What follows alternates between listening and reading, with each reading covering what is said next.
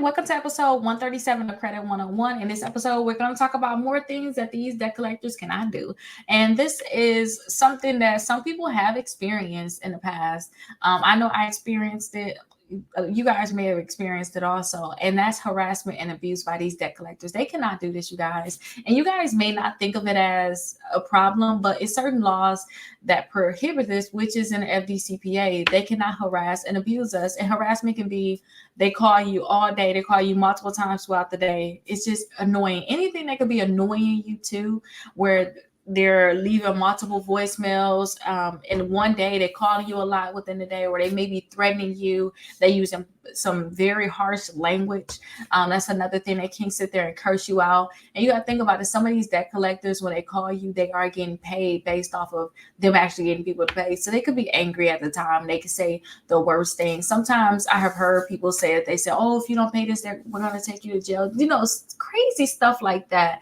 They cannot do that. That's harassment, and that's actually abuse. So if you guys are experiencing this, please write this stuff down, write the company name down, and don't forget, if you guys haven't already, send them a debt validation notice, because we already talked about them trying to get money for debt that they're not supposed to get money for. We just right now talked about them harassing you, and then we talked about them talking to third party people or companies about you that they're not supposed to talk to. They're not supposed to talk to these people. So if you guys are having these problems, send them a debt validation notice. I have a copy of it right on my website, Rickita.com. Please check it out. It's free. Send them that and tell them to stop contacting you, period. After, don't deal with the nonsense, because I dealt with it before and I didn't know any better. I'm just going back and forth with them about it.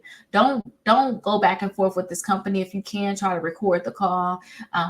But talk to your attorney, because certain laws for recording. But definitely I would say send a debt validation notice and tell them not to contact you. It's all in a notice, basically. Don't contact me anymore. So that's what I would suggest. Let's go over to episode 138. If you guys have any questions, call or text me 833-RICKITA. And again, go to my website and get that free debt validation notice if you haven't already. I'll see you guys in 138.